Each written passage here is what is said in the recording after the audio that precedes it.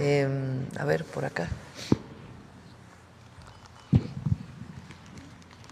Gracias, presidenta. Buenos días. Soy Jorge Saldaña, del periódico La Orquesta MX de San Luis Potosí. Contentos por primera vez participar y le agradecemos.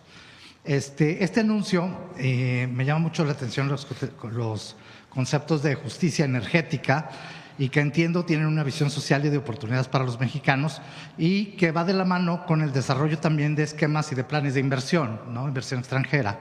En esta rectoría del Estado va mi pregunta. Se ha anunciado en últimas fechas, lo conocemos por usted, inversiones extranjeras millonarias, ¿no? Amazon, Nestlé y una que se me va el nombre, pero que es de equipamiento médico que también viene a invertir en México. Quiero poner solo como ejemplo a San Luis, sé que pasa en otros estados. San Luis tuvo una cifra histórica de $2,000 millones de inversión extranjera, fue récord. Sin embargo, su gran mayoría de estas empresas se instalan o están por instalarse en la zona metropolitana, evidentemente, porque tienen esa capacidad de generación energética.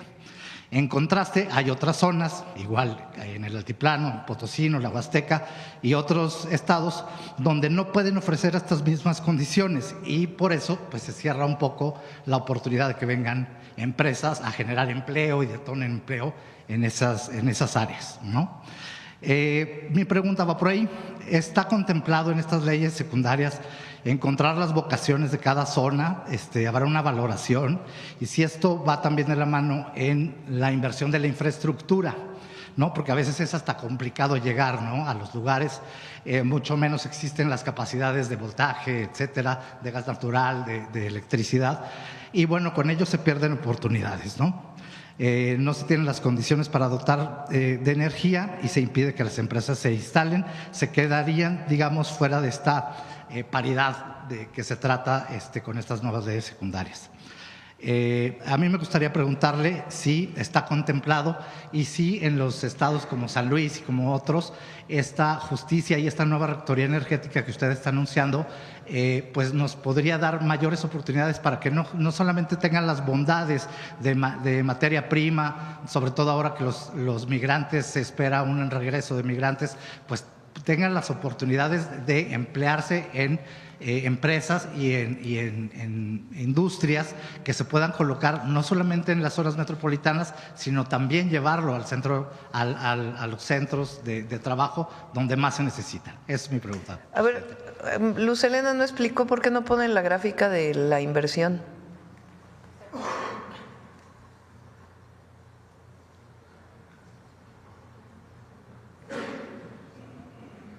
La siguiente, vamos a seguir con el tema energético. La siguiente semana vamos a presentar el plan de inversiones de Comisión Federal de Electricidad y también el espacio de inversión para los privados. Ya, es decir, en la ley viene que tiene que haber un plan nacional de energía, pero ese plan ya está, ya se trabajó, ya lo tenemos listo para CFE, para Pemex, para la inversión privada y a dónde queremos llegar en el 2030 y posterior. Cuánta energía renovable va a tener la generación eléctrica del país, la producción de 1.8 millones de barriles diarios, que fue el límite que establecimos, y a partir de ahí la incorporación de fuentes renovables de energía. Ya está listo y ya pues presentarán el plan, particularmente de electricidad, y luego el plan de Pemex. Quiere decir que sí habrá esa oportunidad, ¿verdad? Pero miren, este es nada más CFE, ¿verdad? Este es solo CFE. Tenemos los mecanismos de inversión, de dónde van a venir los recursos, cuáles son los esquemas de inversión para poder lograr esto. Estamos hablando de 12,300 millones de dólares de inversión de Comisión Federal de Electricidad para instalar 13,000 megawatts. 7,500 millones de dólares en transmisión, que a veces hay la generación, o sea, las plantas de generación eléctrica generan electricidad, pero esos electrones pues tienen que viajar para poder suministrar de energía a todo el país. ¿Qué se requiere? Pues esas torres grandes que vemos son las de alta tensión. Se requieren subestaciones y transformadores para bajarlos a media y a baja tensión. Y entonces la inversión en transmisión, es decir, para que esa generación pueda llegar a todo el país, es de 7.500 millones de dólares. Y la distribución, que ya son las líneas de distribución que vemos en las ciudades, estamos hablando de 3.600 millones de dólares, que tiene muy claro y en esquemas diversos de inversión, que no es deuda, que es importante, porque eso no implica endeudamiento del país, de 23.400 millones de dólares. Además de la inversión privada que se está planteando, es así, ¿verdad?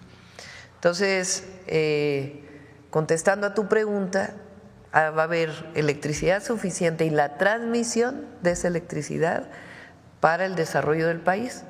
¿Cómo? A través del Plan México, que define polos de desarrollo para el bienestar, porque no es nada más inversión por inversión, es inversión para generar empleo bien pagado en los lugares en donde hay recursos naturales. Si hay una inversión que representa mayor consumo de agua, pues no se va a hacer en el norte del país ni en el centro, se va a hacer en los lugares en donde en el país hay agua. Por ejemplo, Nestlé, que vino ayer, tiene una inversión muy grande en Veracruz, que lo hizo en el sexenio pasado de cerca de 340 millones de dólares. La que viene ahora, que es en Veracruz, en Jalisco, en Querétaro y en Chiapas, es de 1.000 millones de dólares. Entonces está garantizada la electricidad, y en el gas estamos ya también en la parte de planeación para mejorar la producción de gas de Pemex también y dejar de quemar en la atmósfera. Gracias, presidenta. Otra pregunta, nada más si me lo permite. Sé que hablará ampliamente sobre este tema y yo quisiera que fuera tan amable de adelantarnos un poquito. Hablo de el proyecto de tren de pasajeros México-Laredo, que ya está anunciado. Bueno, pues sabemos que va a cruzar gran parte del territorio de San Luis Potosí. Y bueno, quiero preguntarle si este proyecto va a compartir vías e infraestructura con la empresa de Kansas City, es decir, habrá carga y pasajeros al mismo tiempo. Y algo muy importante, este tren de pasajeros va a tener un nombre, han pensado como en bautizarlo. Digo, el Tren Maya, por ejemplo, no se llama a lo mejor le Mérida. Podemos llamar Tren del Golfo de México. Tren del Golfo de México sería muy bueno. Y si se va a compartir infraestructura, presidenta. No, son líneas dedicadas, nuevas, vías dedicadas nuevas. Lo que sí es el derecho de vía en varios lugares, aunque se va a adquirir derecho de vía en algunos sitios, en otros el derecho de vía federal es lo suficientemente amplio y ahí pues tenemos que hablar con las concesionarias nada más para ponernos de acuerdo que no haya afectación al tren de carga. Kansas City inaugura el 6 de febrero, ya no es Kansas City, ahora es Canadian Pacific, inaugura el 6 de febrero, su puente en Nuevo Laredo. Ellos hicieron un puente que cruza Nuevo Laredo con ferrocarril. Eso va a permitir poder trasladar carga desde el centro del país, incluso desde el Golfo, claro, hasta Canadá, en tren, sí, sin necesidad de cambio de vías, sino que ya está ese puente. Entonces, es algo muy bueno, la verdad. Pero el tren de pasajeros tiene vías dedicadas, en algunos casos son 2 vías, en otros casos es una vía, se está haciendo el estudio de demanda para ello.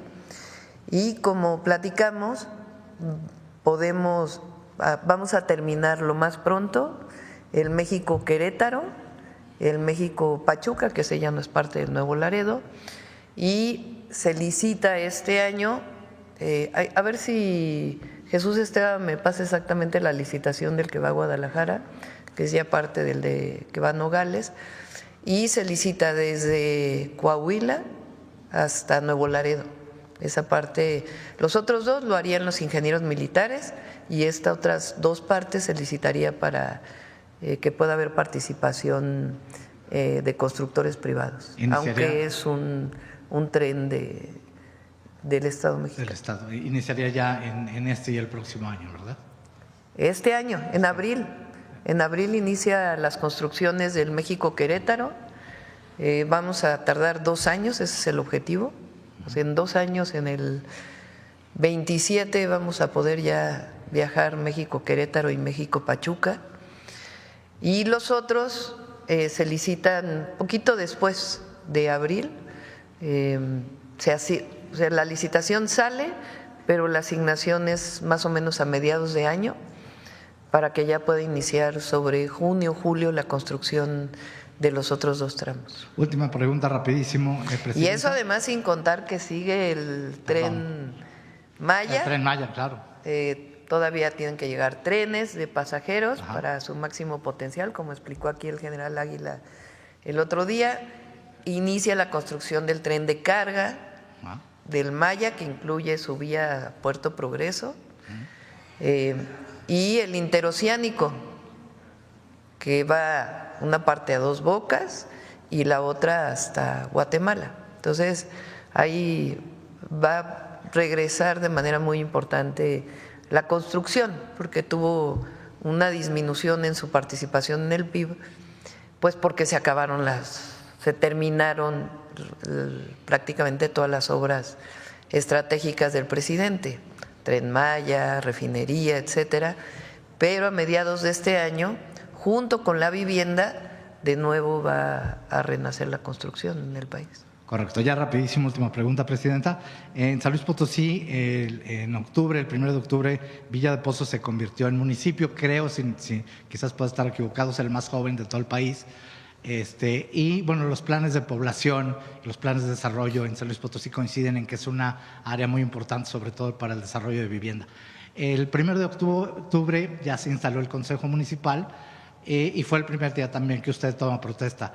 Yo le quiero preguntar si le alcanzó a Villa de Pozos, que le decimos municipio bebé, entrar dentro de este gran proyecto de construcción de vivienda social a través del Infonavit. Sí, se decide, los lugares en donde se va a construir es un acuerdo con gobernadores y presidentes municipales. Lo que buscamos primero pues es que haya terrenos donde vas a construir la vivienda. Entonces, para el primer lugar de esos terrenos pues son terrenos que ya son terrenos nacionales aptos para la construcción de vivienda, terrenos estatales o terrenos municipales. Entonces, ahí se define pues la primera parte. Si este municipio que mencionas tiene tierra municipal o estatal o nacional, puede entrar al programa de vivienda para que pues por lo pronto empiece a construirse, y si es necesario ya adquirir suelo también se va a adquirir, pero por lo pronto en lugares que ya son propiedad del Estado mexicano, nacionales, estatales o municipales, para que pueda pues muy rápidamente iniciar, y también los permisos que se requieren desde el municipio hasta a nivel nacional. Gracias.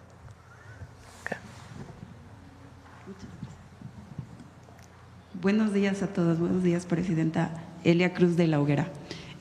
Presidenta, ayer la vocera de la Casa Blanca confirmó que Estados Unidos sigue en pie o tiene en pie imponer aranceles del 25% a las mercancías mexicanas a partir ya de este sábado 1 de febrero. Yo le preguntaría, Presidenta, ¿cuál es la estrategia que México tiene para enfrentarlo, o si ya existe diálogo para evitar que esto ocurra? Sí, no creemos que vaya a ocurrir, la verdad. Y si ocurre, también tenemos nuestro plan. Ya lo informaremos. ¿Y cuál sería el plan, Presidenta? Ya lo informaría en su momento, pero no creemos que vaya a ocurrir. Como les digo, hay conversaciones, hay diálogo, entonces no creemos que vaya a venir esta definición de los aranceles, pero también ya estamos preparados. ¿Quién está sosteniendo estos diálogos, Presidenta? A través de la Cancillería. Ok, muchas gracias. Una segunda pregunta.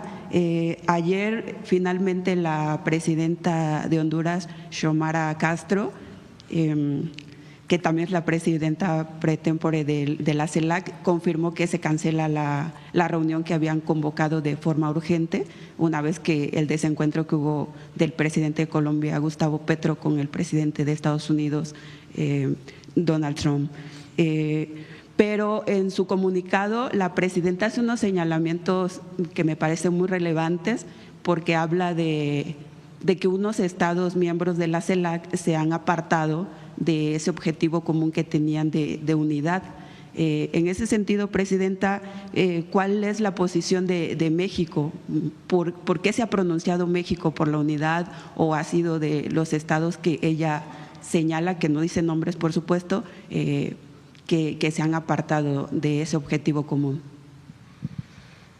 El canciller va a entrar hoy en comunicación con el canciller de Honduras para conocer por qué la suspensión de la CELAC. Nos enteramos también por el comunicado. Entonces hay que ver cuáles fueron las razones primero, ¿no? Segundo, nuestra posición siempre es la unidad de América Latina y el Caribe. Siempre vamos, es la historia de nuestro país y siempre vamos a buscar esa unidad. Somos socios comerciales con Estados Unidos y tenemos mucha relación con Estados Unidos. De hecho, nuestro objetivo es que no cedemos ante esa idea de que el continente todo pueda constituirse como una potencia económica con respecto a las soberanías de cada uno de los países, pero pues nuestro vínculo con América Latina existe, es, y lo vamos a continuar teniendo, y además es deseo del pueblo de México y de su gobierno que así sea. La CELAC es un organismo que define sus posicionamientos por consenso. Hay otras organizaciones multilaterales o de varios países que es por mayoría, en este caso es por unanimidad. Entonces, supongo que en esta parte del comunicado que hace la presidenta Xiomara se refiere a eso, a que es difícil tener un comunicado a lo mejor por unanimidad cuando hay diferencias entre algunos países. Entonces hay que ver por qué se suspendió, y siempre además nuestra coordinación, comunicación con particularmente los presidentes progresistas de América Latina, donde hay una gran identidad, pero con toda América Latina también. ¿No ve en esto, presidenta, un alejamiento, un rompimiento quizá del bloque latinoamericano? No, pues hay que ver cuál es la decisión, por qué se suspendió, se pospuso esta reunión de CELAC. Por ejemplo, en marzo pues tiene que haber reunión, sea virtual o presencial. ¿Por qué pasa la presidencia de la presidenta Xiomara al presidente Petro de Colombia? Entonces hay que ver cuál fue, averiguar bien. Siempre decimos hay que tener la información antes de poder vertir una opinión adicional. Algunos columnistas señalaban que posiblemente se diera esta cancelación porque temían a represalias de Estados Unidos. No, no lo creo, no lo creo. Una última pregunta, presidenta. Usted nos había adelantado desde el 19 de diciembre que cuando se dio la visita justamente del presidente Petro aquí a Palacio Nacional, que iban a presentar una candidatura conjunta para la Secretaría General de la OEA.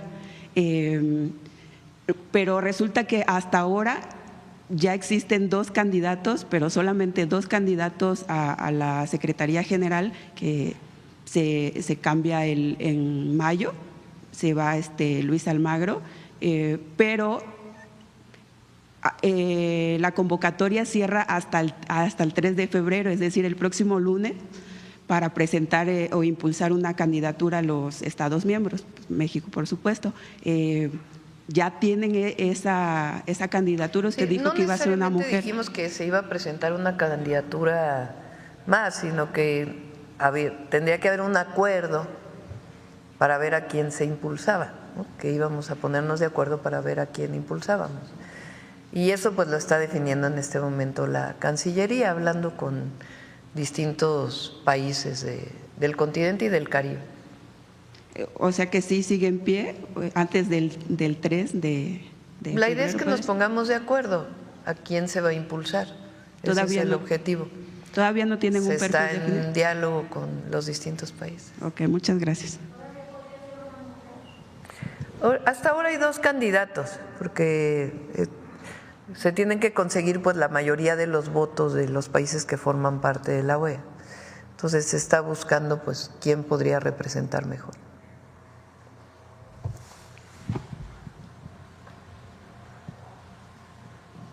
Buenos días, Presidenta. César Huerta, de la revista Polemón. Presidenta, con la llegada de Donald Trump, muchos analistas y opositores vaticinaban un caos para nuestro país, no solo en el plano migratorio, sino también en el económico.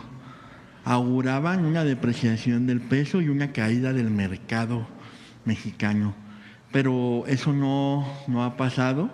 El peso, al contrario, pues ha estado apreciándose y la economía y los mercados están estables.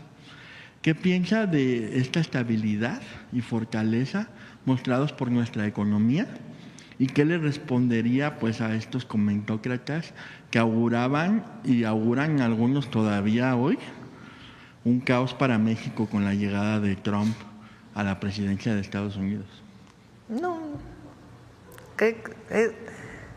los que están en contra del movimiento que representamos, que cada vez son menos, por cierto, cada vez se hacen más, ¿cómo se dice? Más minorías, se hacen una minoría más pequeña. Siempre van a buscar un pretexto para decir que actuamos mal o que a México le va a ir muy mal. Y ayer vi en uno de lo vi en la red, pero en uno de los noticieros ¿cómo se llama el noticiero del 11 de la noche? Con esta azul. Punto de referencia. Punto de referencia. Que hablaba de una organización, a ver si lo buscan, que reconocía la fortaleza de la economía mexicana, internacional. Y es verdad, la economía de México está muy fuerte, las reservas del Banco de México están en récord histórico, la inflación ya la vimos, el empleo está bien, entonces hay mucha fortaleza. Y ayer además me dio mucho gusto, la verdad, muchísimo gusto. A ver si los invitamos a la mañanera o hacemos un evento. Esta vocación, unión de muchísimos empresarios, empresarias mexicanas que dijeron, y esto es para nuestros paisanos y paisanas, 50,000 empleos listos para nuestros hermanos migrantes si vienen a México, sea por una deportación o por razones voluntarias, porque así lo deciden. Aquí siempre van a ser bien recibidos, son héroes y heroínas, son orgullo de México, las y los migrantes. Y digamos, vocación, decisión de los empresarios mexicanos, la verdad a mí me dio mucho gusto que dijeran, a ver, aquí estamos a recibir a nuestros compatriotas, si no tienen empleo, aquí está, aquí ponemos empleos diversos, y es algo bueno, porque habrá cosas en las que no estemos de acuerdo y debatiremos, pero en esta ocasión, cuando decimos México te abraza, es que México los abraza, los quiere. Ayer también estaba viendo en la red, ahí está llena la red de empresarios estadounidenses, de ciudadanos estadounidenses, reconociendo el trabajo de nuestros compatriotas, reconociendo a México, y también de nuestros paisanos y paisanas, que son extraordinarios. Entonces, la verdad me dio mucho gusto y eso habla pues también de la voluntad que hay. Ayer cuando recibimos a Nestlé y dice, aquí estamos, no nos movemos, son $1,000 millones de inversión para los próximos años en México, que son inversiones además que tienen, Nestlé compra café mexicano, compra leche producida en México, entonces son inversiones que además tienen que tienen impacto muy importante no solamente en los empleos que generan, sino en la derrama económica que esto implica. Entonces, la economía mexicana está muy bien, aunque hay algunos que nunca lo van a reconocer porque no pueden, pues, está por encima de su voluntad poder decir eso, porque siempre van a apostar a que le vaya mal al país, siempre. Y Presidenta, en relación también pues a este tema, con la llegada de Donald Trump también ha habido pues una tendencia de los medios tradicionales, principalmente corporativos, pues de exagerar y descontextualizar todo. Parecería que esos medios, en lugar de informar y contrastar las acciones de Trump en relación con otros expresidentes estadounidenses, como nos mostró usted, por ejemplo, en las deportaciones, pues en lugar de eso buscan crear un clima de incertidumbre y generar miedo y un continuo estrés en la población mexicana. Justo también de eso viven y de esa polémica, ¿no? De mentir, de falsear. Usted pues ha apostado en cambio a actuar con la cabeza fría.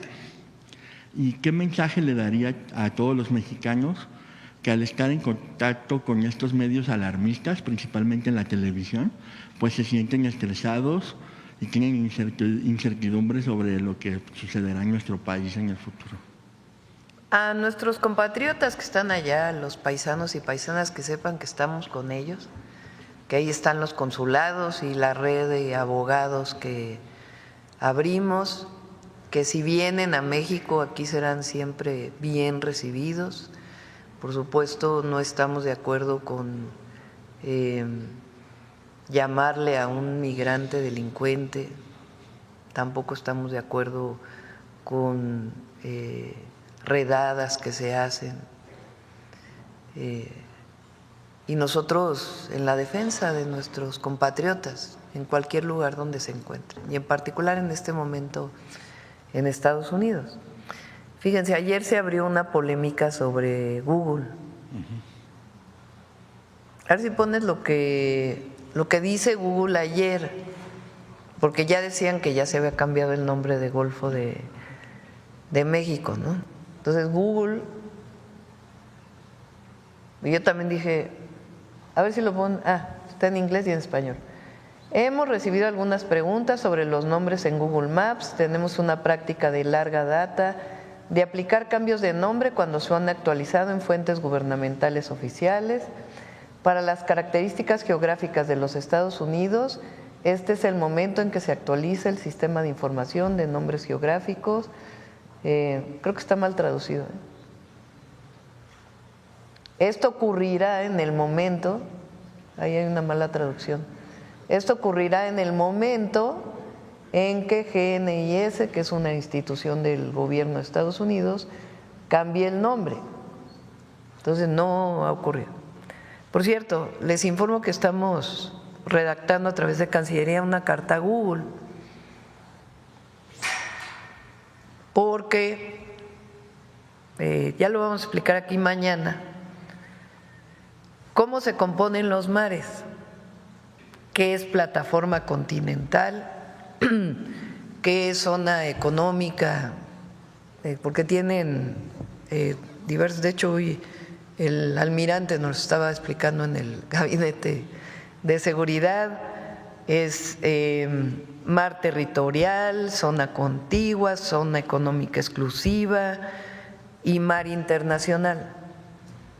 Entonces, si recuerdan, el decreto del presidente Trump tiene que ver con su plataforma continental, que es distinto a lo que es todo el Golfo. Entonces le estamos enviando una carta a Google, primero para decirle, bueno, supongo que Google Maps sabrá esta división internacional, porque no es una… Sabrá también qué organismo es el que le pone el nombre a los mares internacionales, sí, mar internacional o alta mar, y que correspondería en todo caso a la plataforma continental. Entonces, el día de mañana aquí les mostramos la carta que vamos a enviar el día de hoy, porque es muy importante pues que se ponga todo, como decimos, en su justo contexto de acuerdo a las publicaciones. Para poder cambiar un nombre de un mar internacional, pues no es un país quien lo cambia, es una organización internacional. Entonces, estamos enviando esta carta a Google, la vamos a enviar hoy, y mañana, si les parece, explicamos cómo se define esto, ¿no? Porque no puede ser nada más a definición de un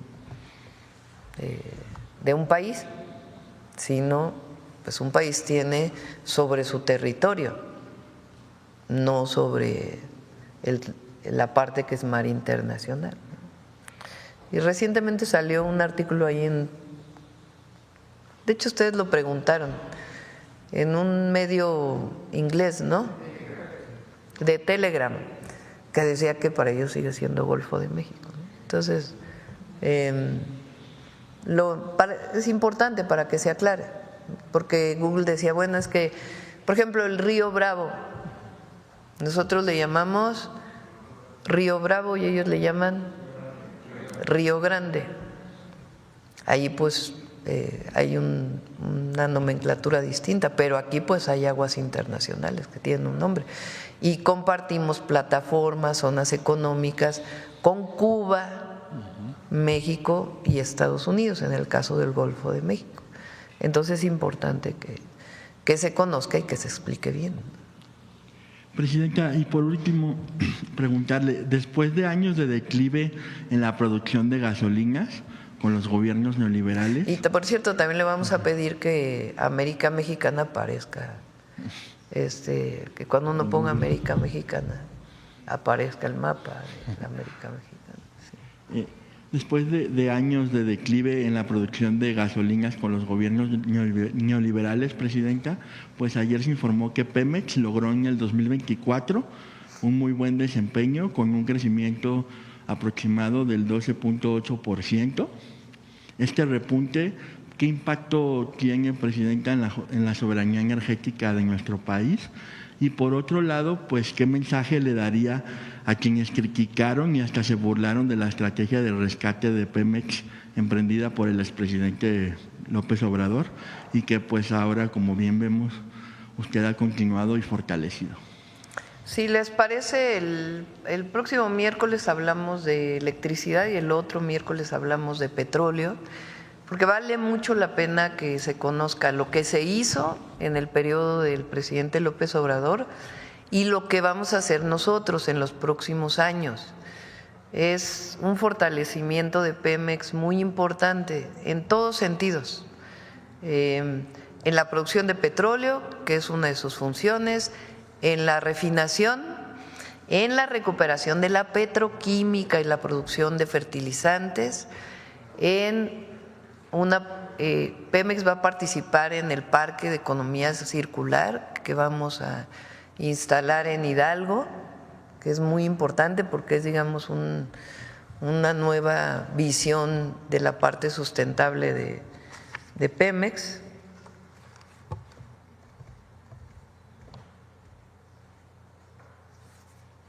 No sé qué me están pasando ahorita, les digo. De la parte… o sea, de las tres áreas de Pemex principales, que son producción, refinación o transformación, digamos, producción, transformación y distribución y logística. Entonces, Luz Helena, Víctor han estado haciendo con todo su equipo un gran trabajo para el fortalecimiento de las 3 áreas y además esta otra parte de la línea de sustentabilidad de Pemex que estamos abriendo, que tiene que ver con un documento que hizo en el 2024 Pemex, que tiene que ver con una parte de sustentabilidad, pero nuevas líneas de participación de Pemex como empresa energética del Estado. Entonces, si nos dan chance, en 15 días presentamos esto para Pemex.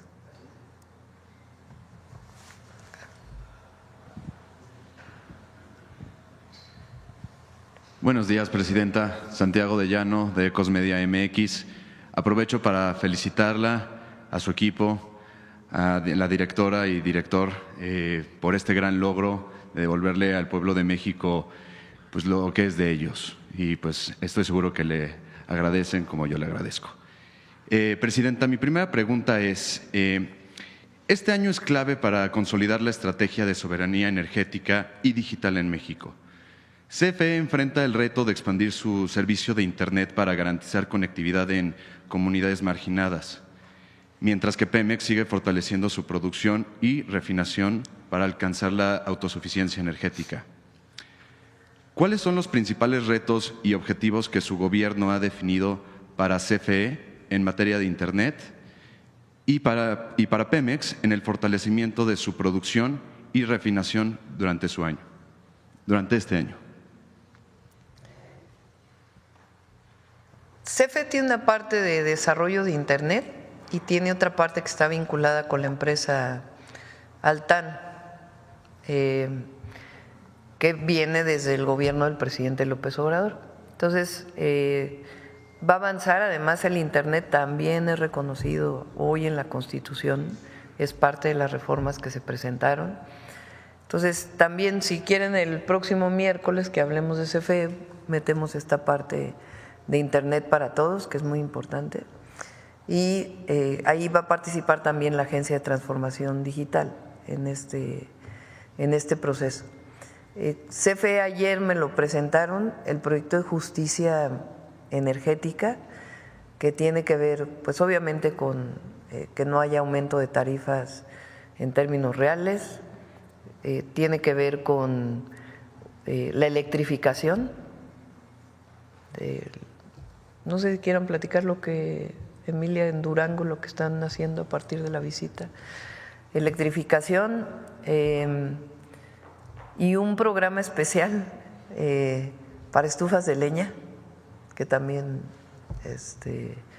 hay todavía muchos millones de mexicanos y mexicanas que cocinan con leña y que representa un problema de enfermedad para las mujeres.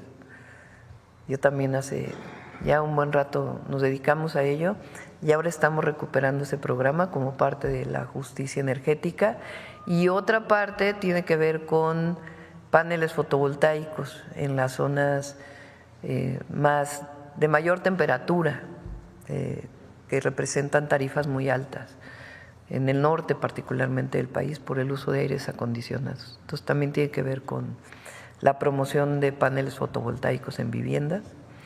Entonces, todo eso lo presentamos también y no sé, Emilia, si quieres platicar un poco de lo que están haciendo en Durango.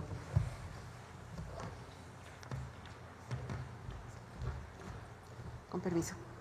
Buenos días. En la zona de Durango, en lo que es el Valle del Mezquital y San Juanico, tenemos un programa donde estamos apoyando a las comunidades huirráricas, por ejemplo, donde estamos electrificando las zonas más apartadas a través de algunos paneles solares, de granjas solares. Se están revisando las instalaciones que se hicieron en la administración anterior, dándoles mantenimiento y asimismo un programa también de sensibilización a la población para que ellos mismos puedan estar revisando todas las instalaciones que ya se tenían. Estamos levantando también un censo en coordinación con el INPI para poder tener la necesidad real y poderlo atender mediante la aplicación de los fondos del FESUE, que es un programa de electrificación universal, en donde estamos cuadrando los datos que tenemos nosotros como CFE dentro de la estadística que tenemos de electrificación, cruzándola contra las necesidades que se están levantando en todas estas zonas, apoyados por los dirigentes de los pueblos originarios para poder tener un censo real y poder plasmarlo en nuestro plan de electrificación, que tiene que ver con la instrucción que recibimos de la presidenta para poder atender esta parte de justicia energética y llevar la electrificación a través de la CFE y de la Secretaría de Energía con un plan de 4 años para poder lograr una electrificación del 99.9%. Gracias. Mi segunda pregunta, Presidenta, es, en el desarrollo de Olinea y el Plan Sonora, México tiene la oportunidad de no solo ensamblar, sino también diseñar semiconductores, especialmente los de más de 65 nanómetros. Esto es clave para la industria automotriz y tecnológica. ¿Se contempla que parte de estos semiconductores sean diseñados y desarrollados en México? Y si es así, ¿qué estrategias impulsará su gobierno para fortalecer nuestra soberanía tecnológica en este sector? Estamos trabajando con la Secretaría de Ciencia, Humanidades, Tecnología e Innovación, con 2 instituciones principalmente, o 3 instituciones, con el INAOE, con el CINVESTAB, con la UNAM, para instalar un centro de diseño de semiconductores.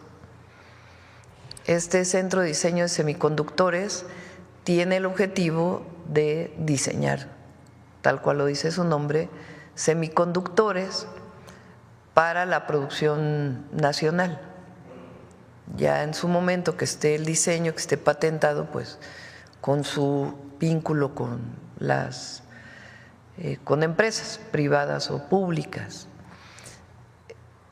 Ayer, por ejemplo, tuvimos una reunión con Santiago Nieto, que está en el INPI, y con Marcelo Ebrard en Economía, el equipo de Educación y de Ciencia y Tecnología, porque queremos hacer una modificación a la manera en que se patenta en México, que lleva muchísimo tiempo. Son casi 4 años para poder sacar una patente. Entonces eso hace que vayan y se patenten incluso inventos mexicanos fuera de México. Entonces estamos revisando esa ley, la ley, algunas modificaciones menores a la Ley de Ciencia y Tecnología, que permita pues promover justamente esto. Entonces sí estamos trabajando en ello, es uno de los planes del Plan México. Y entonces, así como el vehículo eléctrico, también el diseño de semiconductores de cierto tamaño, que incluso está vinculado pues con otros desarrollos, incluido incluso la inteligencia artificial. Por último, Presidenta, hay una situación en Los Cabos que se está eliminando ilegalmente el camino costero de Cabo del Este, utilizando un oficio sin efectos legales del 2017 para justificar su privatización en la actualización del Plan de Desarrollo Urbano 2024. Esto pone en riesgo a comunidades y accesos a playas como Cabo Pulmo, violando el artículo 27 constitucional y la Ley General de Bienes Nacionales. Ante la resistencia ciudadana y denuncias de representantes como Petra Juárez, Lucía Trasviña y Manuel Cota, ¿qué haría su gobierno para frenar esta privatización encubierta y garantizar que las playas sigan siendo del pueblo? Como dicen, con el pueblo todo, sin el pueblo nada. Hay que hablar con Víctor Castro, el gobernador. Es un gran gobernador de mucho sentido social, patriótico, nacionalista, de desarrollo de su estado. Entonces hay que hablar con él a ver exactamente qué es lo que mencionas. Hablamos con él y con gusto pues buscamos la manera de que, si es así, de que no haya este proceso privatizador. Sí. A ver, me dan aquí muchos papelitos, les voy a decir de qué se tratan. Dice, sobre punto de referencia, El economista que dijo esto es del Bank of America, que fue que dijo que la economía de México está muy sólida. Después de las licitaciones de los trenes, la licitación para trenes tramos Querétaro a Irapuato y Saltillo a Nuevo Laredo serán en junio. Un tramo va hacia Nuevo Laredo, obviamente, y otro es el tramo que va hacia Guadalajara. Ahora sí, acá. Muchas gracias, presidenta. Rocío Jardines, de W Radio y Teleurban. En primer lugar, preguntarle si en la reunión de seguridad del gabinete del día de hoy le dieron información más detallada sobre el hallazgo de estos 72 cuerpos que han sido en distintas fechas en Coahuila. Saber si ya le dieron información. Sabemos que en Chihuahua, que comenzaron estos hallazgos desde el 18 de diciembre, culminaron en este mes de enero. Dicen que, bueno, tiene un promedio de 10 años de haber sido enterrados, pero saber si ya se identificaron estos cuerpos y realmente son resultado de estos contratiempos de esta pelea que hay de disputas en ese estado, saber si ya le comentaron de qué cárteles, saber un poquito más de esto, presidente. Lo que ocurre es que hay contacto con el gobierno de Chihuahua y con la fiscalía en particular. Entonces se está haciendo pues este vínculo, este contacto para poder conocer exactamente qué es lo que se encontró, qué es lo que se halló y poder colaborar. ¿No le comentaron si realmente son resultado de estos peleas, disputas, Pues o si realmente puedan ser migrantes, presidente? Es difícil en un día pues tener esa información, ¿no? Lo que se hace es una investigación, primero forense evidentemente, y ya después con qué hechos estuvieron vinculados. Gracias, presidente. En otro tema, preguntarle sobre… Pero se está en eso, se está participando, hasta donde tengo entendido es la propia Fiscalía del Estado de Chihuahua quien lo tiene. Gracias, presidenta. También preguntarle, bueno, en este desarrollo de la elección en el Poder Judicial, había propuesto a la ministra Margarita Ríos Farjat que fuera la Suprema Corte quien asumiera el trabajo del comité de evaluación que renunciaron los integrantes, y pedía que fuera la Escuela Federal de Formación Judicial y el Consejo de la Judicatura los que implementaran los exámenes a los interesados. La Corte ya dijo que no, que ellos no tendrían este trabajo. Saber su opinión sobre esto, y que la ministra Loretta Ortiz pues estaba acusando incluso a los integrantes del comité de estar saboteando este proceso rumbo al 1 de junio. Ayer me enviaron una nota informativa porque enviaron finalmente creo que los nombres del Poder Judicial al Senado. No son los 3,000 famosos de los que se había hablado, son bastantes menos. Entonces hoy al rato me van a informar bien qué fue lo que envió la Corte. Hay personajes ahí muy polémicos que fueron enviados por la Corte, y por lo que entiendo pues ya casi enviaron ya los nombres de los que van a participar sin necesidad de la selección que pedía el tribunal. Entonces habría que ver y sí preguntarle a la Corte qué pasó desde los 3,000 que publicaron a los que enviaron, porque supuestamente se había suspendido el trabajo de esa comisión, ¿no? Incluso el senador Gerardo Fernández Noroña acusaba que hay personas allegadas, y que lo estaba impulsando la presidenta de la Corte, que son personas allegadas a García Luna. Sí.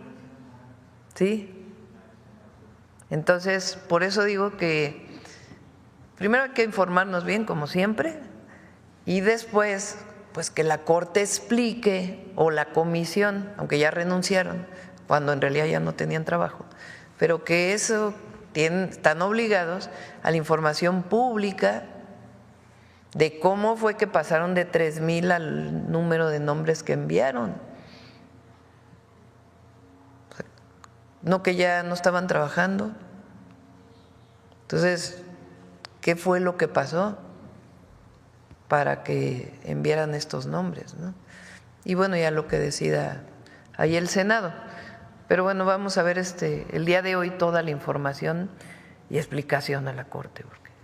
Gracias, presidenta. Por último, preguntarle, ayer nos informaba la Secretaría de Gobernación que los centros de atención para los documentados, bueno, nuestros connacionales que están en Estados Unidos, están vacíos. Saber si realmente sigue así, ¿cuál podría ser el motivo? Porque realmente, pues nos hablaba usted de los más de 4,000 connacionales que fueron repatriados. Bueno, también si nos puede detallar si son realmente mexicanos todos o si hay provenientes de otros países. Pero saber por qué no están parte de estos 4,000 en los centros de atención, si ha habido pues alguna necesidad que ellos han manifestado, saber un poquito más al respecto. Gracias, presidenta. Si quieren, al rato les pasamos el número de personas que han llegado a los… ¿Ahí lo tienes? Los números de personas que han llegado a los centros de atención. Recuerden que también hay repatriación en vuelo charter comercial a la IFA. Este es un procedimiento que tiene tiempo. Ahí hay también servidores públicos que atienden a quienes llegan. Entonces, una parte de las personas repatriadas de nuestros connacionales, porque la gran mayoría son mexicanos y mexicanas, llegaron en vuelo charter a la IFA y otros entran por la frontera. Entonces, les damos los números completos de lo que ha llegado hasta ahora, de las personas que han llegado hasta ahora. Tienen personas, pero tiene mucho más espacio para…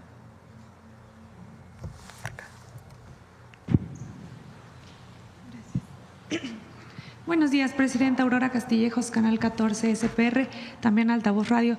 Preguntarle, insistirle en el tema energético, ¿qué va a ocurrir con las concesiones que se dieron a grandes empresas en las rondas petroleras en la época del expresidente Enrique Peña Nieto? Saber si se van a revertir los contratos de aguas profundas y aguas someras. Sabemos que en muchas ocasiones se dieron estas concesiones, pero no fueron explotadas. Saber qué va a pasar con eso, mandataria. Sí, lo está revisando Pemex. No, en la Constitución no establece que haya reversión a lo que había antes, pero lo que es cierto es que no están explotadas. Entonces Pemex lo que hace pues es, y dentro de la ley también, pues cuánto tiempo están así para que en todo caso entre Pemex. Otra cosa muy importante es que antes había rondas, digamos, concursos para licitar bloques y Secretaría de Energía definía a quién le tocaba ese bloque. Ahora tiene voto o tiene preponderancia Pemex. Si Pemex levanta la mano, se le da a Pemex. Entonces esa es una diferencia. Pero no sé si ustedes van a definir, ¿no?, sobre estos.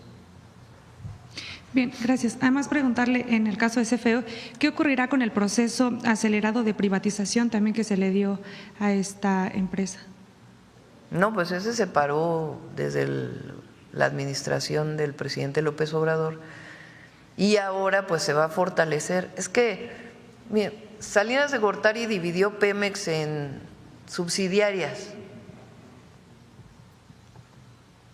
Son 4, ¿no?, subsidiarias. 3 subsidiarias. A ver, ¿por qué no explicas, Víctor?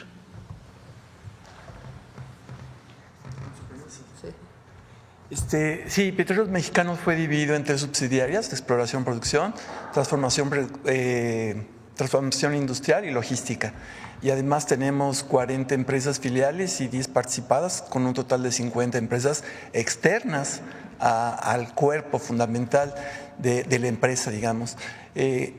Con la reforma que tenemos ahora, que es una reforma muy, muy importante, podemos reintegrar nuevamente a la empresa en una sola, de manera vertical y de manera horizontal, para tener mayor eficiencia, mayor productividad y poder tener todo ese mandato social que nos ha instruido la Presidenta de la República a través de la reforma constitucional, que ustedes saben muy bien que se aprobó en noviembre y que ahorita estamos instrumentando, materializando para poder llegar a los objetivos fundamentales de la política energética. El mandato social de Pemex es muy importante. No somos una empresa cualquiera, somos una empresa del Estado, una empresa del pueblo, con un mandato muy claro de aportación a las finanzas públicas, al desarrollo social, al desarrollo comunitario y al desarrollo territorial y regional. De tal manera que esa integración ahora nos va a permitir poder cumplir con estas metas. Entonces es todo un conjunto que vamos a explicar, como dijo la Presidenta, dentro de los próximos 15 días para ver lo que estamos haciendo en términos productivos en las diferentes cadenas y en los diferentes objetivos que se ha propuesto en el Plan Nacional de Energía que encabeza la Secretaría de Energía. Se van a mantener como dentro de la misma empresa, se mantienen, digamos, las cadenas de suministro, exploración, producción, transformación industrial. Ahí vamos a separar en petroquímica, fertilizantes y refinación, y luego seguimos con la parte de la logística. Entonces, pero se mantiene todo dentro de la misma empresa. Víctor daba clases de empresas, ¿cómo es? Verticalmente integradas, y era parte de su materia que daba, no sé si todavía la das, en el posgrado de energía. Adelante. Una más, Presidenta. Ah, sí, perdón. Perdón, nada más preguntarle. Se firma una declaración conjunta entre congresistas estadounidenses y mexicanos en las que se unen contra las amenazas de una acción militar de Donald Trump. Saber, pues, si está enterada de esto al respecto, y al final que se habla también de una unión bilateral entre los congresistas, en la que, por cierto, piden vías de cooperación bilateral para abordar el tema migratorio, prevenir el tráfico de armas y también fortalecer los derechos de los trabajadores en ambos países. Qué bueno que haya esta relación bilateral por el bien de ambos países y de nuestros pueblos. Entonces, me parece muy bien que haya esta relación bilateral.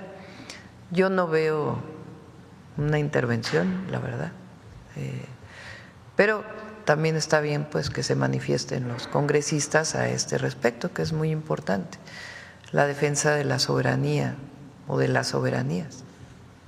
Finalmente, una precisión. Había anunciado que los programas para el bienestar se van a dar mientras los connacionales tengan esta carta de repatriación. ¿Estos programas van a ser dados o brindados solo en los centros de atención o se van a dar a manera nacional en donde cualquier migrante? Cuando entra un mexicana de vuelta por un mecanismo de deportación, Migración está obligado a darles una carta de repatriación. Con esa carta en los centros de atención, pues tienen atención inmediata, se les registra, se les da un papel y después pueden ir al Banco de Bienestar que les quede más cerca de su casa por la tarjeta, porque las tarjetas del Banco de Bienestar, con excepción de la tarjeta que se les da de apoyo de 2,000 pesos para cualquier gasto que tengan adicional al transporte, porque el transporte lo vamos a proveer el principal, que esas no tienen nombre, digamos. En el caso de las tarjetas del bienestar, todas tienen su nombre. Entonces, pues no podríamos en el momento que llegan darles la tarjeta del banco con el nombre. Entonces les da un papel de que su trámite está hecho y ya se les dice, de acuerdo a su lugar a donde van a ir, a dónde pueden ir a recoger ya su tarjeta del bienestar. Pero lo pueden hacer en cualquier otro centro, con su carta de repatriación, en cualquier otro centro de inscripciones. Las inscripciones, por ejemplo, para adulto mayor, para los que están cumpliendo 65 años, se abren en febrero.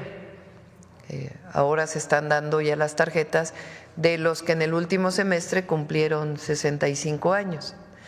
Y ahora se abren de nuevo en febrero y creo que se abren cada bimestre, un mes sí, un mes no, un mes sí, un mes no. Entonces también pueden ir a esos centros. A ver, por acá y ya cerramos Hola, Presidenta. Buenos días. Manuel Galeazzi Ramírez, de Sin Línea y El Político de las Redes. Preguntarle al titular de Pemex, en medios ha salido que se produjeron en 2024 905.6 barriles diarios, miles de barriles diarios en 2024. Sin embargo, también mencionan que hubo se quedaron por debajo de la tasa esperada. Quisiera ver si nos puede aclarar estas dos cifras, que por un lado la cifra de producción de barriles diarios fue superior en contraste, por ejemplo, con 2016. Sin embargo, ver cuál es esta variante. Si quieren, en 15 días se explica todo. El objetivo es el 1.8 millones de barriles diarios, que fue lo que se alcanzó, y se explica cómo ha venido la producción desde antes y cómo está hasta ahora y cómo se va a mantener. Okay. Y por otro lado, en últimos días se han registrado solicitudes al INE de nuevas agrupaciones políticas que tratan de conformarse como un partido político, apelando a su experiencia en movimientos estudiantiles y movimientos sociales, como nos mencionaba hace un par de minutos. Quisiera saber su opinión. ¿Cuál sería como el área de oportunidad que tendrían estos partidos que, para empezar, son liderados por Acosta Naranjo o Sandra Cuevas, que ayer hizo unas declaraciones bastante polémicas? ¿Cuál sería su perspectiva al respecto? Otro día hablamos de eso, sí. Porque,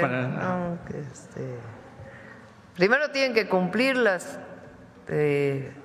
Cuando Morena obtuvo su registro, bueno, primero tienes que obtener la posibilidad de participar en una elección. Para ello, pues tienes que cumplir una serie de reglas que pone el INE. Recuerdo que eran asambleas de 3,000 personas estatales y nuestro movimiento era fuerte y costó trabajo en algunos estados tener las 3,000 personas. Entonces primero tienen que cumplir con eso. Ya que cumplan, pues después tienen la posibilidad de participar en una elección y tienen que obtener más del 3% de la votación. Otro día hablamos de eso, para que no. Y ya solo para preguntarle, ¿qué opinión le merece? Bueno, ayer se ratificó la posición de Esteban Moctezuma como embajador de Estados Unidos de México, y él mencionaba que se declaraba soldado de México y por el tiempo que fuera necesario. ¿Hay un tiempo que usted tenga estimado para? Sí, todos los embajadores siempre están a revisión, ¿no? Una parte pues tiene que ver con la propia Secretaría de Relaciones Exteriores. Entonces ya vamos a establecer, por lo pronto se queda ahí Esteban, y ya vamos a ver si hay un cambio o no. Ya lo estaríamos informando. Presidenta, muy buenos días. Sandra Aguilar, de AE Grupo Informativo. Primero me voy a referir al tema energético. Esto que nos acaba de presentar dice sí, adiós al saqueo, adiós a las malas prácticas, adiós al endeudamiento, sí a la transparencia y sí a devolverle al pueblo pues lo que es de México. En ese sentido, una vez que va a iniciar en el próximo mes de febrero estos periodos ordinarios de los legisladores, que estas reformas o leyes secundarias se suman a las que ya se encuentran en estos momentos, en estos lugares. ¿Cuál es el mensaje que usted envía a los legisladores, Presidenta? No, pues son muy buenos. Los del movimiento son buenísimos. Han hecho un papel extraordinario. Ahora viene el 5 de febrero, vamos a ir a Querétaro y ahí pues vamos a hablar de lo que significan los cambios constitucionales que se han presentado. Todos son de altísima relevancia histórica y eso es gracias a las y los diputados, las y los senadores del Congreso y las y los diputados locales que votaron a favor de estas reformas. Entonces son muy buenos ellos, muy buenos, buenísimos el trabajo que están haciendo. Y me explicó ayer el lunes la secretaria de Gobernación que van a tener los partidos del movimiento que representamos, bueno, representamos a todas y a todos los mexicanos, pero venimos de un movimiento. De nuestro movimiento van a tener una sesión plenaria y ahí van a ir los secretarios y secretarias a exponer las reformas que se van a presentar, porque son muchas leyes. Ernestina tiene muchísimo trabajo. No solo, fíjense, de estas de energía, ¿cuántas son? 12 leyes que se modifican y algunas de ellas son nuevas. En seguridad vienen varias, recuérdame. Por supuesto, todo lo que sustituye al INAI. Por cierto, vi una nota del INAI ahí, por ahí, muy interesante. Al INAI, a la CRE, a la CNH, a COFESE, todo eso viene en la presentación de las leyes que estamos haciendo.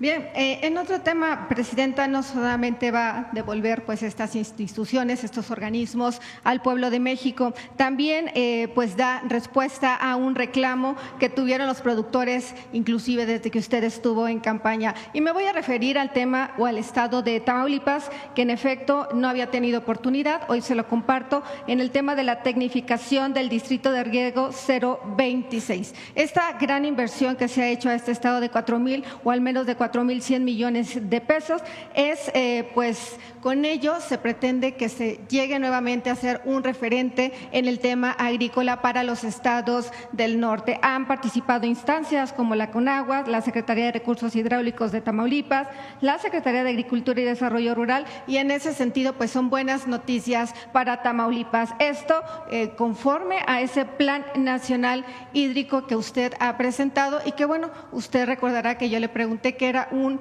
tema pendiente que se tenía para Tamaulipas y hoy es una realidad. ¿Cuál es su opinión, Presidenta?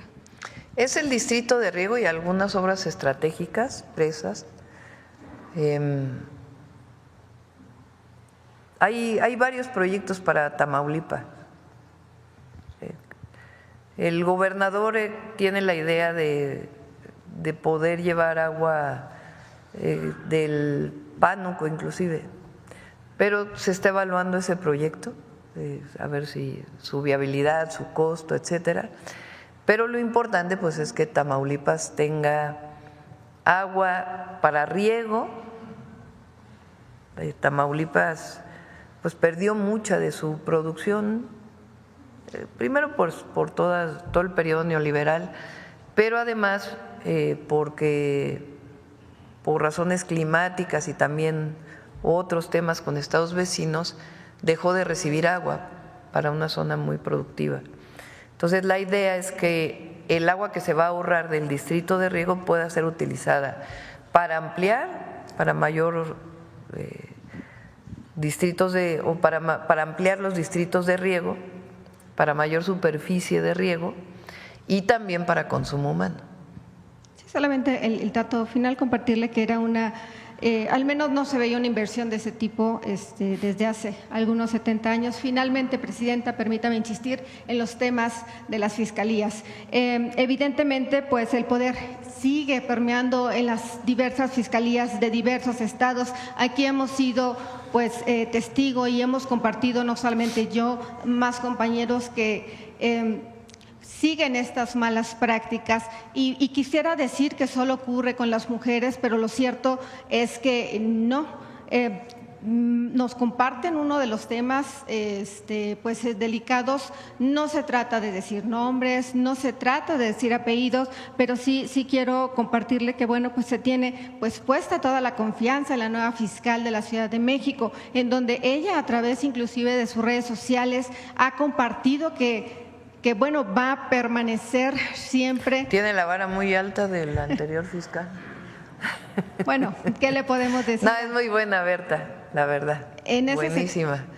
Pero también Ernestina hizo un gran trabajo. En ese sentido quiero compartirles que qué sucede o cuándo se va a poder quitar, desarraigar. No sé si usted ha tenido oportunidad tan solo de entrar a la Fiscalía o lo que conocemos como el búnker de la Ciudad de México. O sea, podemos entrar y realmente todos, en cualquier momento, uno tiene miedo, las mujeres tienen miedo, los los hombres también que no cuentan con ese poder económico, porque no solamente ocurren estos casos en donde menores se ven involucrados, y a este caso que me refiero particularmente se trata de empresas o de un empresario de la construcción importante en periodos neoliberales, en donde su poder económico sigue estando presente ahí. La hija de este empresario pues ha quitado y ha denunciado y ha dicho, entran con denuncias familiares, hoy tienen denuncias hasta penales, y lo único que nosotros queremos saber es hasta cuándo se va a ver pues la parcialidad tanto en hombres como para mujeres, y que el género no tome pues un punto extra para que estos casos pues simplemente se resuelvan. Vemos que los psicólogos que tienen ahí tienen más de 1000 expedientes, Presidenta. ¿Usted cree, si los expedientes caducan, tengo entendido, después de un año, si las citas te las dan en 3, 4 meses, si tienes dinero, pagas y te las adelantan? ¿Cuándo se va a acabar todo eso, Presidenta? Primero yo creo que hay que hablar de casos específicos, ¿no? Los tenemos, pero no queremos evidenciar porque no Por eso, es pero hay que hablar de nuestra casos específicos, intención. porque realmente no sé si… ¿Por qué no platicas lo que hicieron en el piso 2 ahí, Ernestina, para atención a las mujeres en la Fiscalía? Cuéntales. Este espacio especial para delitos sexuales, de atención a mujeres.